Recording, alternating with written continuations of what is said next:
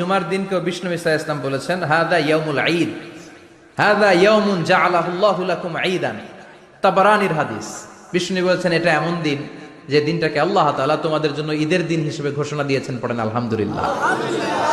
আল্লাহ তাআলার একটা বৈশিষ্ট্য হচ্ছে সুন্নাতুল্লাহি ফিত তাফদিল।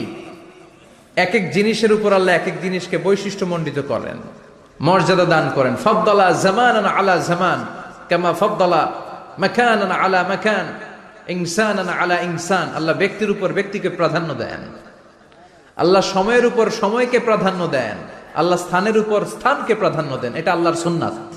এটা আল্লাহর কি সুন্নাতুল্লাহি ফিত তাফদিল।